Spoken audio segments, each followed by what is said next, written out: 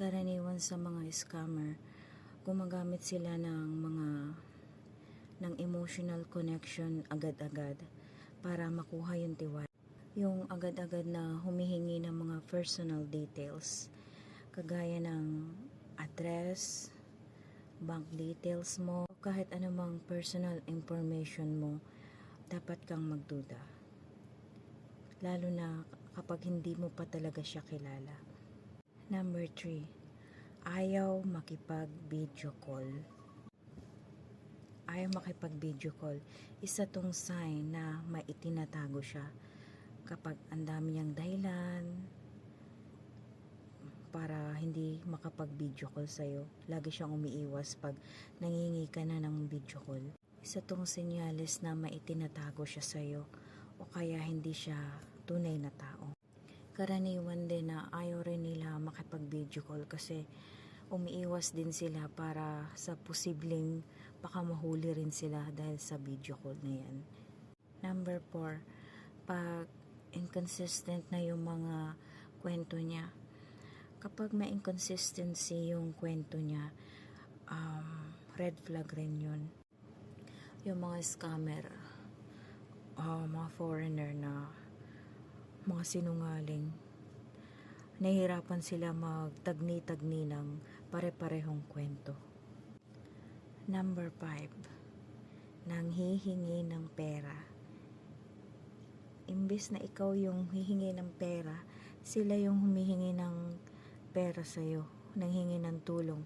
O kaya gusto nila magbigay ng regalo, pero kapalit ng regalo na yun, may kailangan kang bayaran para makuha mong regalo na yun.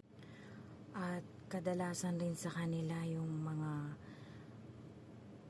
paawa sila. Paawa sila na ang dami nilang nagkakasakit, ang dami nilang emergency. Magduda ka na dun pag ganun yung apam na kausap mo na tapos baka magbenta ka pa ng lupa or maipapabenta siya sa yung mga gamit mo para lang magkaroon ng financial assistance sa'yo. Mali-mali yun. Talagang hindi tunay yung ganun. Dapat tayo yung binibigyan nila, hindi yung tayo yung hinihingan. Kaya magduda ka na kaya pag ganun yung afam na kausap mo. Number 6, kapag wala siyang online presence. Pero, kaya nagbibigay man siya ng profile, pero yung profile na binigay niya sa'yo ay bago lang, tapos wala siyang friends dun, walang online activity. Indication yun na peke yung profile na binigay niya sa'yo. Kaya magagawa mo dun pag ganun, nagbigay ng profile, kunin mo yung picture niya, tapos subukan mong i-image search sa Google. Tingnan mo kung yung mukha na yun ng taong kausap mo ay ginagamit sa ibang website. Gumamit ka ng mga search engine para ma-search mo yung mga information tungkol sa kanya. Number 7, isa rin sa posibleng hindi tunay yung afam mo kapag masyado ng magandang alok yung ino-offer sa'yo, lalo na yung mga biglang yaman, tapos pinapag-invest ka sa mga crypto na yan. Wag mong papasukin yung ganun.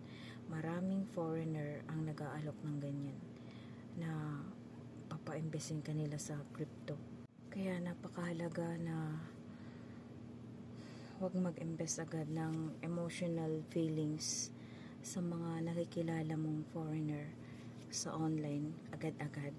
Kailangan mo siyang kilalanin talaga. Wag na wag mag-i-invest ng emotional feeling agad-agad kasi ikaw rin yun magiging magsasuffer sa dulo niyan. Maging maingat, mapanuri sa mga nakakausap na foreigner online. Hindi porket foreigner dapat ng pagkatiwalaan. At lagi mong isipin yung online safety mo. Sana nakatulong yung information na yun sa inyo at laging mag-ingat sa mga nakakausap nyo sa online. Please follow, like, and subscribe this TikTok account and also my YouTube account, Creative Filipina. Thank you.